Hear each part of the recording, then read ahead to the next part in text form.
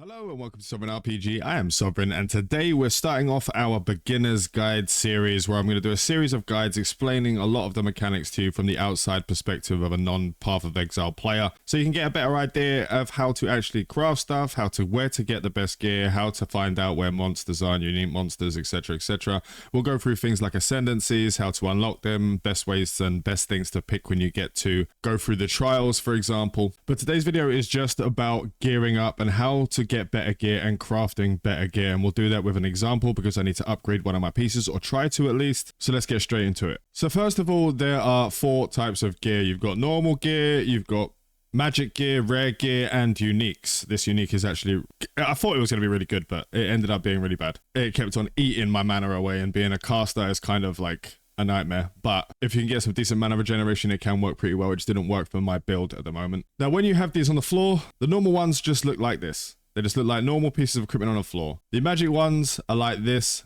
They're blue. The rare ones are yellow.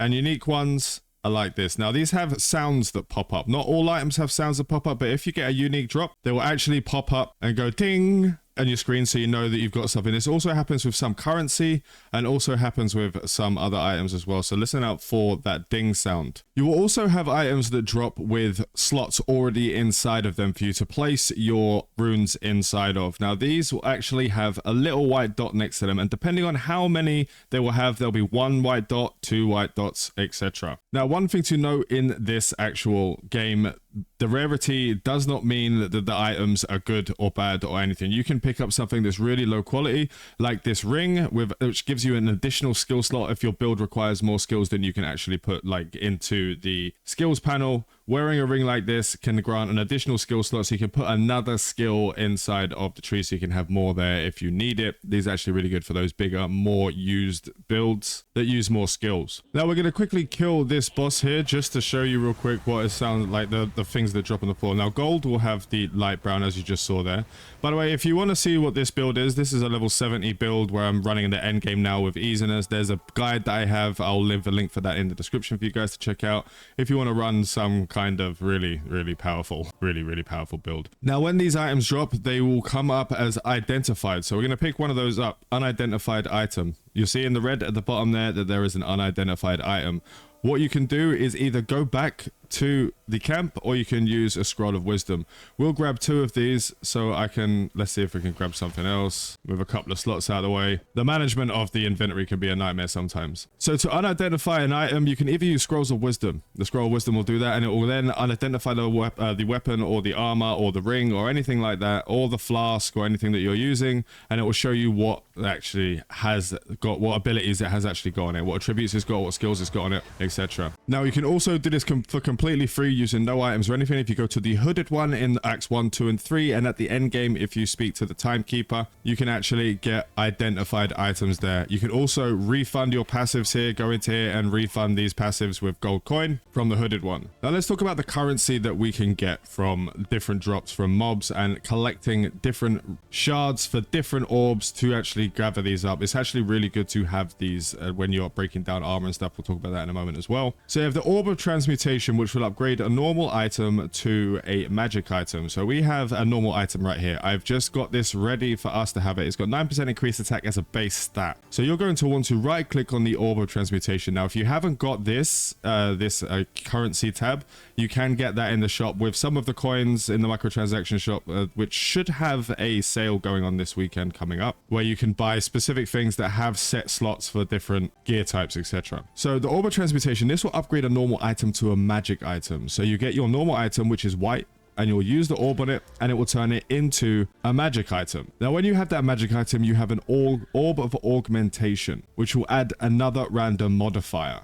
So you only have 1 modifier now, as it's added 16% increased critical hit chance for attacks. With attack speed and critical hit chance, that's actually turning out to be a pretty decent item. So we're going to add another modifier to it, which adds 10 to 17 physical damage to attacks. So this has now got a higher attack speed, it's now got a higher critical attack chance, and it's also got physical damage added on top of your damage already. If you're running a physical type build with your ranger, for example, then this is actually turning out to be a pretty nice item. Now this third one is the Orb of Alchemy. Now this upgrades a normal item to a rare item with 4 modifiers. I've only got 2 of these, but we will be using this on this unset ring in a moment, which I'll show you what that does, because I'm going to try and get a decent ring out of it with the additional skill slot, and I'm also going to be upgrading a ring to try and get that 14% rarity items found with the 17 intelligence, also to get rid of this ring. So we're going to be upgrading that in a second. Now the next one you have, after like you do this, you can only have 2 of the modifiers on that first magic item, so then you have to move over to the Regal Orb. Now the Regal Orb will turn the magic item into a rare item, so let's go ahead and do that. And now we have the Corpse Quill, and what is added is 125 to accuracy rating. This can be good, this can be bad.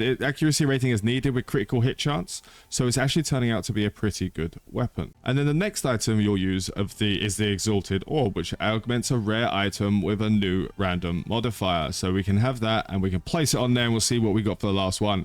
Now this also adds 8 to 20 fire damage to attacks. So we've now got increased attack speed, we've now got higher physical damage to attacks, adding 10 to 17 per attack. We also have 8 to 20 fire damage added to attacks, plus 125 accuracy rating and 16% increased critical hit chance for attacks. And you can actually place down 2 of these, so you can have an extra one on there, and it also now gives you 14 mana per enemy killed. If you're using mana for like a lot of the abilities that a ranger uses actually uses mana, so every time you kill an enemy your mana will go up, so it'll like self-sustain your mana. It actually turned out to be a pretty good quiver to level with and grind with until you can find something better. But now this is an item that has been upgraded from nothing, which is a white drop on the floor, to actually a pretty decent quiver.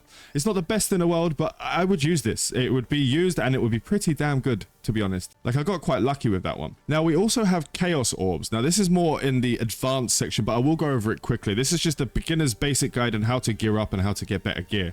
The Chaos Orb will remove a random modifier from that list, and it will give it a new modifier. Now this can only be used on rare items. It can only be used on the yellow type items, so it's actually better if you do it at a time. So when you're going and putting on, so you got the first 2 when you're going into magic to rare item, and then you add a modification to the magic item. You then, if you don't like that, should take that opportunity to change it out and remove a random modifier, because there'll be less chance of you losing something that you actually like in there, because it can actually do it. We'll use one real quickly. I haven't got that many of them, but we're going to use one for this video. So as you can see here, we got physical damage, fire damage, accuracy rating, increased hit kill chance, and 14 mana per enemy. And then we put on that, and what it's done is actually upgraded the item. Like a random modifier and augments a rare item with a new random modifier. And it didn't actually do that. It gave us 16% critical hit chance. It upped our accuracy rating for 357. So we actually have a higher accuracy rating on that now. It didn't actually get rid of it. It updated it. But this is, again, is about more on the actual advanced set of things, which we'll do at a later date, because I'm still figuring out this fully for the end game type stuff. This is just to get you guys going so you can get better gear, so you can have an easier time fighting bosses. Now we also have this item here, which is the Artificer's Orb. Now this adds a rune socket to a weapon or armor, so we can right click that and we can go over to, we use this mace for as an example. Expert wrapped, I got pretty good shoes here, which 58% energy shield, 25 maximum life, 25 maximum mana. Undead minions have 20% reduced reservation. That is an insane set of boots at level 16. I'm never going to take them off. I will be upgrading them as I go with the quality, but we'll talk about the quality here in a moment. We have some quality stuff here, so we can go over to a piece. I'm going to put it on the blacked out just because, even though like there's something I can use later on, but you'll put that Artificer's Orb. Now these can be gained by getting Artificer Shards. Artificer Shards are used by breaking down items that have already got a slot in it. I'll show you how to do that in one moment. So now we have this. Now it has a slot there, and we can use a second one, and these chest pieces can have 2 slots. Everything else can have 1 slot. Apart from the scepter. The scepter can't have a slot. It's not allowed to have a slot. So bear that in mind when you're doing that. So it adds these 2 here. And now what we have is Iron Rune. We'll use the Iron Rune as an example.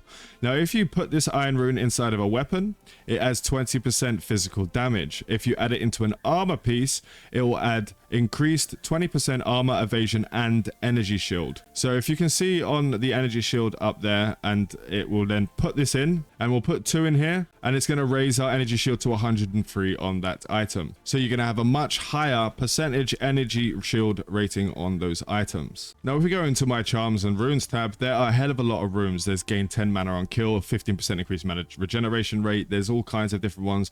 Lightning resistance, cold resistance, which I'm going to start putting some cold resistance on because, like, I mean, look at that. Oh, it's actually, they fixed it. All of my resistances were minus yesterday. So it was minus 33%, minus 31%, minus 20%. It was really, really bad. So I'm guessing they've now fixed the resistances, because I was getting hit like a truck because it was doing the opposite. If I put resist gear on, I had minus 75% cold resist if by putting a resist gear on. Now, speaking of resist gear, I have the resist stuff over here. If you're having trouble with a certain boss and they have a certain type of attack, so if they're using an elemental style attack, all bosses will have some kind of elemental attack. Some will use cold, some will use fire, some will use chaos, some will use lightning. If you're having trouble and you're not being able to dodge the mechanics as easily as some of the mechanics on some of the other bosses, you can actually put on resistance gear.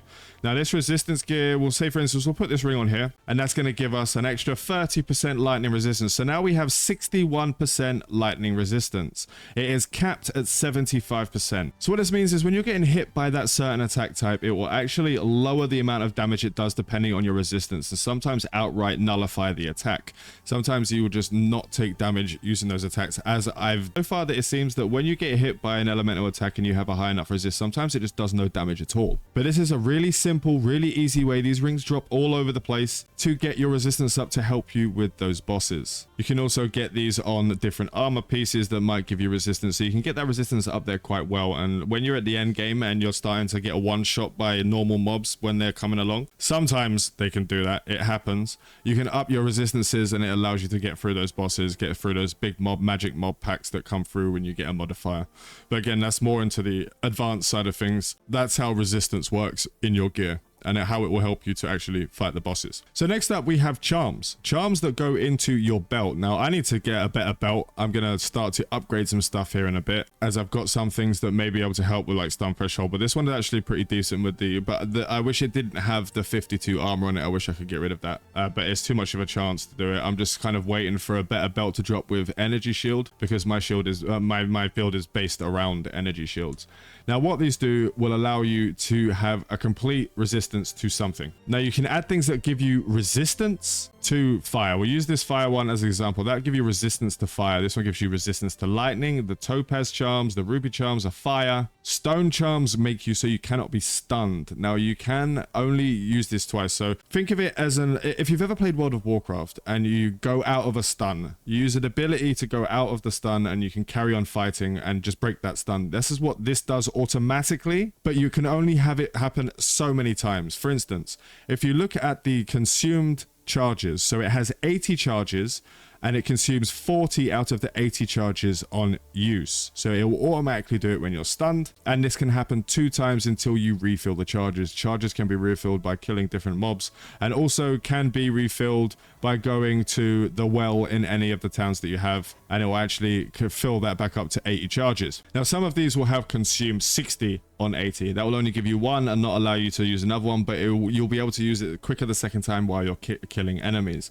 But you want to be looking for one that only takes, so you can have 2 out of it rather than just having 1. Now some of these can actually grant you immunity to certain ailments like freeze. It can also grant you immunity to shock, so you can't take extra damage and be stunned. You can't be stuck and frozen and take extra damage from cold. And there's also the immunity to, if I have it, I don't think I have one, to being set on fire so you don't take the dot damage. I actually haven't got one of those, but there is that one as well. And that is what charms are used for. And these charms go into these belt slots. When you have a better belt, you get able to upgrade these to have more charms in there, so you can actually double up on some resistance. You can put a couple of resistances ones in there, 25% fire resistance, and it uses when you take damage, fire damage from a hit. It's actually better to have this resistance stuff put on your gear rather than working it through the belt. Having immunities to stuns, for example, and having immunities to freeze and shock are a much better use of the belt, especially some of the bosses that use that. The end boss of Act 1, when you're fighting him, he can freeze you. There's a chance that he can freeze you with his drop down ability. You can actually get immunity to that freeze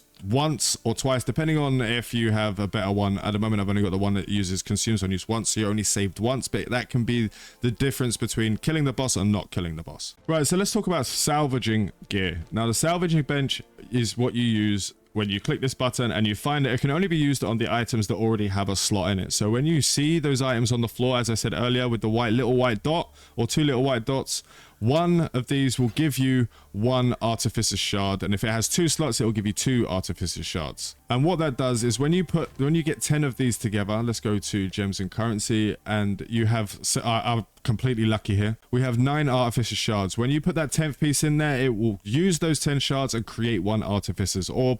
So 10 bits of gear can actually create a slot in a bit of gear that you'd like to keep. So it's really good for adding in resistances, it's really good for adding in energy shield, etc, etc. But please remember, when you put these runes inside of a piece of equipment, make sure that it is the one that you want to always have in there, because you cannot take these out afterwards. So you place it into the rune socket, one socket, it cannot be removed, and you cannot swap it out for something else. So be sure what you want to put in there before you put it in there. When you're leveling up, you're changing gear all the time, so it doesn't really matter all that much. But when you get to the end game and you want to have specific runes in a specific slot, make sure that you're doing that. Right, now let's talk about how we can get gear easily without any of that crafting stuff. I got the crafting stuff out the way first, so because it is pretty much the bread and butter, and you have to start learning that really early, because when you get to the end game, you're going to be crafting a lot to try and get those perfect stats on your gear. I'll do a specific guide for crafting gear, a more advanced guide to be able to go through everything properly, and we'll go through how to get rid of items, how to change it up, corruption, all that kind of thing. But in this guide, it's just the basics to get you guys started. Now, to get gear easily without worrying about what drops and everything like that, we can go into different NPCs. Now, in the first camp, you have Renly, Una, and Finn. These are 3 NPCs that can give you different kinds of gear. Una, you can go into buy and sell, and it will come up with more of your caster style stuff. You'll come in here, you'll get pots, you'll get rings, you get potions, you'll get different staffs and focuses. This is more for your casters and magic based characters. You can find all different kinds of things in here. Now, sometimes you'll get lucky and find this Stoic Scepter, for example, which has a really good amount of abilities on there. Now, with scepters and focuses, they kind of have allies in your presence, the auras type stuff, which can help you if you're in a group, but when you're not in a group, it doesn't really do anything. But sometimes you'll get really lucky and find a really good item in here, and you'll be able to, for instance, you gain 6 life per enemy killed, 25% increased mana regeneration rate, 5% increased light radius, and 20% plus 20 maximum mana. This could actually be a pretty decent wand. Now, it does cost gold, but you'll be coming across gold like nobody's business. It drops a lot more now, and a lot of the crafting regions drop a lot more now. But this is where you'll get your magic items. And Una also has the ability to disenchant items. Now, disenchanted items can just go into the slot over here. So we're not going to use this golem blow at all, because I'm not going to be using melee. I don't really enjoy melee all that much, but this will give you a regal shard. It actually tells you what it will give you. So if we do actually break that down, I'm actually going to keep this quiver here, but it's level 51, so it's not really, I'll have to get a ranger all the way out there. So we'll break it down. And this will give you 2 regal. Now, the same as with the other pieces, let's go into currency. With the Artificer's shards that grow into the Artificer's orb, this also grows 10 shards into a regal orb, which upgrades a magic item to a rare item. So you're going to be wanting to not always sell your stuff to these guys. Breaking them down is very, very good for having everything ready for when you get to endgame and getting those extra bits of currency. Now, Finn in the first area, this guy will actually have a Gatcha System. Now, the Gatcha System that you have will give you a random weapon. So we'll put it in here, for example, this scepter over here. Now, each area will have a certain level maximum that you can have. 14 in the first area, and it's going to go up to 24 in the second act, and then 40 to 48, I think it is, in the last act, act 3. And it will give you a random with random items on it. It could be white, it could be blue, it could be yellow, it could be all the things in the world. And sometimes even that gacha will come up with a unique item. I actually saw someone on X actually post a picture of getting a unique item from this, so there is a chance, but it's going to be extremely rare. Now, Renly, on the other hand, will have your martial weapons, all of your crossbows, your bows, your two-handers, your one-handers, and all of your armor. That includes armor that we can also use. It just depends. Now, all the armor pieces will have different abilities. So the medium armor will have a mix of armor and energy shield. There are items with just evasion rating. That's a different kind of armor. There are armors with if I can actually find it. Doesn't look like. There'll be some items with just energy shield, and there'll be some items with just armor, evasion rating, and armor. Now this one's actually got an 8% quality rating. Sometimes you'll find also the yellow items in here, which this is a really nice piece of armor to be using if you're using a melee character. It gives you extra armor. It's got 8% quality already on the item. It gives you 23 extra armor on top of that, so you're looking at 200 armor, and then 35 increased armor on top of that, 20 maximum life regeneration per second, 47 on the stun threshold. So you can have chances to find some really good gear inside of these traders, and each camp has their own traders. Right, so now what I'm going to do is trying to make this blue ring into something tasty, and we're going to use one of the Orb of Alchemy. We're going to use the Orb of Alchemy on this one to get a normal item to rare item with 4 modifiers. So we're going to have this ring that gives you 1 additional skill slot, and we're going to bang that in there, and it's going to give us 4 at once. And it's going to give us 3 to 5 physical damage to attacks. That doesn't matter to us. Evasion rating doesn't matter to us. 24% increased cast speed is quite a high one, and 12% chaos resistance. The ring actually came out pretty horrible, but that's the luck of the gacha system when you get to the end game. But instead, what we can do is actually go in think we're going to go into this one, and we can up this one. It's got 33 accuracy, but it's got 17 intelligence. So what I might do, we have to upgrade it first, and then it adds 5 dexterity, which is actually kind of useful for us sometimes because we need that for support skills. We can go in here and drop that out. Is it going to give us something? It gave us something else, but it gave us a leech. It's still not good enough, but it got rid of that one that we didn't want. There was a chance for it to get rid of that one item. Now we have the +5, 17 intelligence, 14% increased rarity items found, and a leech on there of physical attack. So what we're going to add now is augment with the exalted orbs. So we're going to drop another one in there, and it's just going to give us 117 maximum mana. Another thing, even though this build doesn't really require that much mana, we're going to do another one. Let's see how lucky we're going to get. And it adds 1 to 12. I wish that would have been fire damage.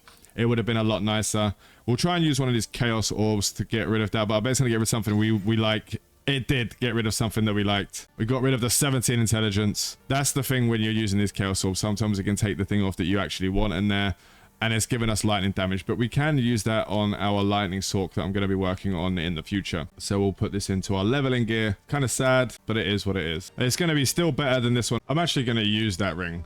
Even though it's got lightning damage, etc, etc, it's better than just having 10% plus 10 maximum mana on there. But what we can actually do, I'm gonna do it again, it's like literally it is like crack, this stuff, to upgrade your stuff over here. So we can have, and we'll add another one here. What's gonna give us +6 to all attributes. Oh, okay, we're gonna get lucky. We might get lucky on this one. So let's upgrade it from magic to a rare item. Can I put another modifier on that? I cannot. I had to double check. And we're gonna add that, and that adds 26. Let's add another. I'm getting excited about this shit. I don't know why. We need to start using the exalted orbs. Let's see what it gives us. +71 maximum life on top of the mana. And let's add the last one. Let's see what it's going to give us. Something tasty. Oh, it's just physical damage to attacks. But these attacks are skills that directly use your equipped weapon. We don't use that, but it still turned out to be pretty damn good with the +6 attributes and +26 intelligence. We're going to, yeah, we'll just keep that on. It actually turned out pretty damn good. I'm happy with that. So that's what we got out of our ring. And that's how easily you can actually upgrade your gear. Now, this was a guide for beginners, and it was very basic, and there is stuff that you can add in there. Let me know down below if I've missed anything. There will be a more advanced guide in the future. This is just to get you guys and help you guys to be able to move a little bit further in the acting campaign without getting frustrated as much with not being able to find decent gear. The name of the game is crafting, and that's something that you're going to have to learn for the end game. Remember to like and subscribe if you haven't already for all your Path of Exile 2 goodness. I hope this was able to help you. Fly safe and avoid local chat scams.